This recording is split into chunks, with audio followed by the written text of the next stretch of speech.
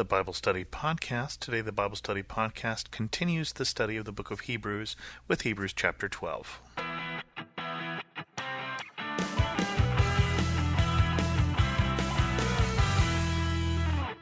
Welcome to the Bible Study Podcast. I'm your host, Chris Christensen. We just have 2 more chapters left in Hebrews, so let's carry on here. Hebrews 12, God disciplines his sons. Therefore, since we are surrounded by such a great cloud of witnesses, let us throw off everything that hinders and the sin that so easily entangles, and let us run with perseverance the race marked out for us. Let us fix our eyes on Jesus, the author and perfecter of our faith, who for the joy set before him endured the cross, scorning its shame, and sat down at the right hand of the throne of God. Consider him who endured such opposition from sinful men, so that you will not grow weary and lose heart. So remember, we said last time that this book is intended as encouragement for those who are under persecution.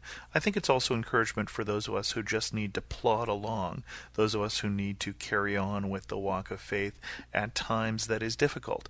It's difficult because the situation is difficult, or it's difficult because the situation is just everyday and normal and isn't all a mountaintop sort of experience. And so first in chapter 11, the author looked at the great roll call of faith, all of those people who have gone before. And then in this chapter, the author then says, therefore, since we have such a great cloud of witnesses, since we have all of those people we looked at last chapter, let us throw off all that it hinders, throw off all that encumbers, the sin that so easily entangles. If you were going to run a race, if you were going to run a marathon race, you wouldn't wear a snowsuit. You wouldn't wear balls and chains. There's a lot of things that you wouldn't do. You would focus on the task and you would dress appropriately. Similarly, what the author is saying is, we look at a walk of faith.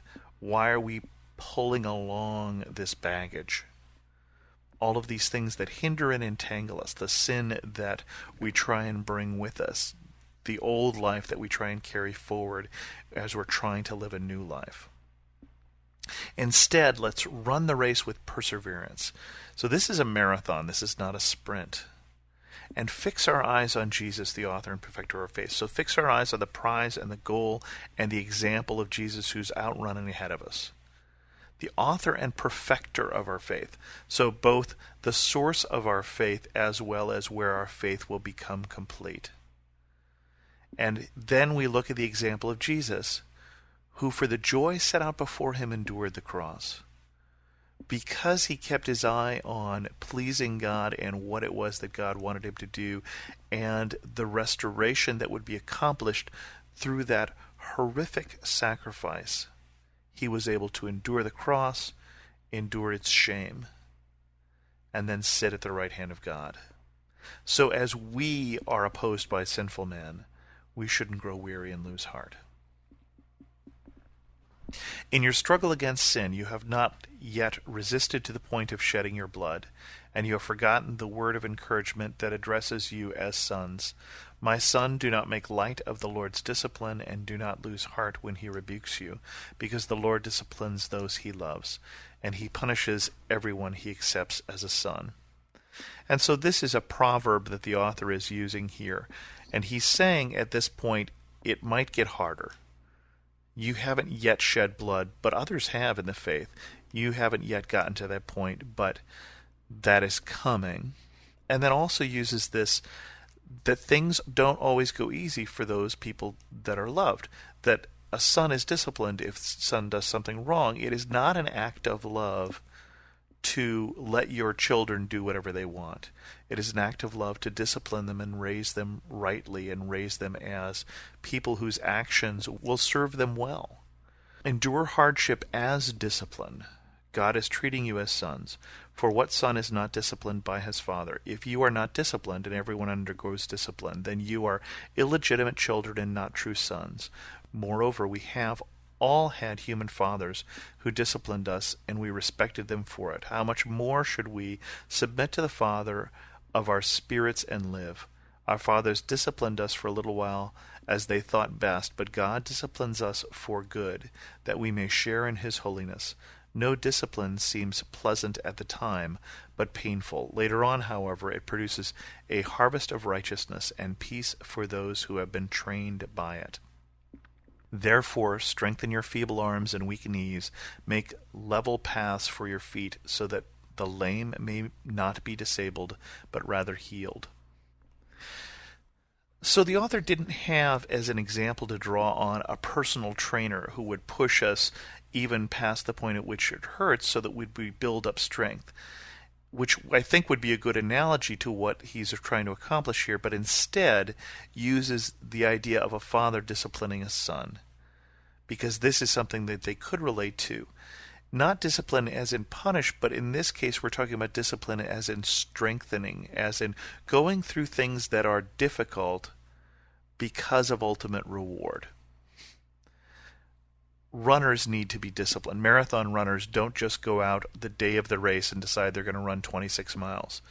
They've run 13 miles that week a couple different times. They have trained their bodies, and it takes discipline to get up in the morning and do that on days even when you don't feel like it. And so this is the analogy that's used, is that God shows us he loves us by letting us go through difficult times. Now that's interesting, hard to grasp concept, but God is using those difficult times, even persecution, to make us stronger and to bring us closer to him.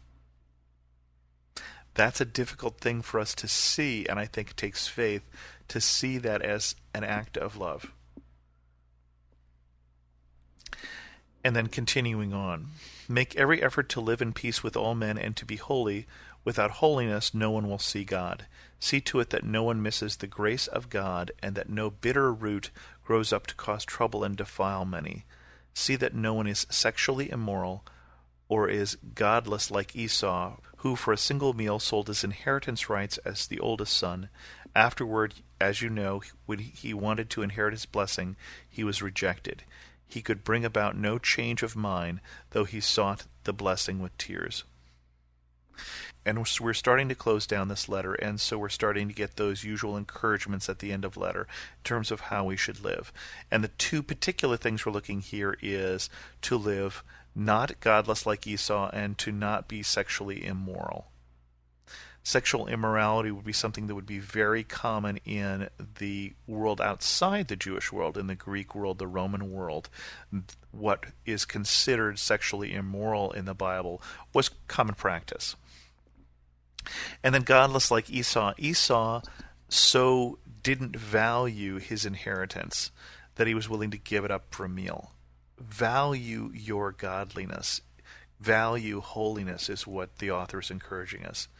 Don't give it up lightly, and don't let bitter root grow up and cause trouble. Don't let bitterness, don't let division grow up in the body. You have not come to a mountain that can be touched and that is burning with fire, to darkness, gloom, and storm, to trumpet blast, or to such a voice speaking that those who heard it begged that no further word be spoken to them, because they could not bear what was commanded. If even an animal touches the mountain, it must be stoned. The sight was so terrifying that Moses said, I am trembling with fear. And what's being described here is Mount Sinai, just before the giving of the Ten Commandments. This is how it's described in Deuteronomy in particular. But you have come to Mount Zion, to the heavenly Jerusalem, the city of the living God. You have come to thousands upon thousands of angels in joyful assembly, to the church of the firstborn whose names are written in heaven. You have come to God, the judge of all men, to the spirits of righteous men made perfect, to Jesus, the mediator of a new covenant, and to the sprinkled blood that speaks a better word than the blood of Abel. So this is something new. This is something different. This isn't a God who we need to fear, but this is a God we can come before with joy. Like David danced before the Ark of the Covenant, it was brought into Jerusalem. We can come with God in joyful assembly. The church of the firstborn whose names are written in heaven. There is an assurance in those words to know that your name is written in heaven and then live accordingly. You've come to the God, the judge of men, the spirits of the righteous men made perfect, and to Jesus, the mediator of a new covenant. Again, Jesus as mediator, as the one who comes between to draw two people closer. See to it that you do not refuse him who speaks. If they did not escape when they refused him who warned them on earth, how much less will we, if we turn away from him who warns us from heaven?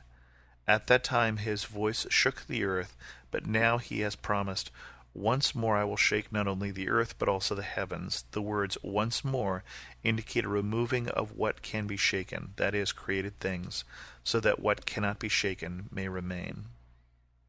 And these are something coming from the prophet Haggai, that there is a shaking. Now I think I would relate that in this chapter to this persecution that is coming or has come to this church that he's writing to. There is a shaking so that the things that were created things could pass away and only what cannot be shaken may remain. Only our faith, our God, our church, that love that Christ has for us, that everything else might be shaken away. This is refining. And I think the church in the present time, even in the United States, which is relaxed, I think, or lax even, I think will find that it will come under more and more shaking as it becomes more and more clear that it is outside of the everyday fabric of society, as it becomes more evident what I think was always true, that this is not a Christian nation, that is a nation that is founded with some Christian principles, but has never been one where everyone was Christian, or even the majority people necessarily had a true and honest faith that they were acting out. And I think as those come into more conflict, we will see this kind of shaking also. Therefore, since we are receiving a kingdom that cannot be shaken, let us be thankful, and so worship God acceptably with reverence and awe, for our God is a consuming fire. God is a consuming fire is a quote from Deuteronomy 4. So, given that shaking is coming, given that we are receiving a kingdom that can survive that refining, survive that shaking, let's worship God acceptably with reverence and awe. And with that, I think we'll draw this episode of the Bible Study Podcast to a close. If you have any questions, feel free to send an email to host@thebiblestudypodcast.com or leave a comment at thebiblestudypodcast.com. And as always, thanks so much for listening.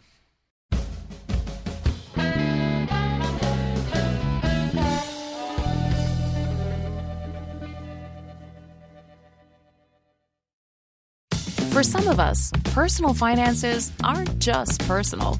They include loved ones, neighbors, the communities we call home, and the causes we hold in our hearts. At Thrivent, planning your finances is bigger than just money. We help you put your plans into motion and faith into action so you can do more for the ones in your heart. Because sometimes all you need to make a difference is someone to help you make it happen. Thrivent, where money means more. Connect with us at Thrivent.com.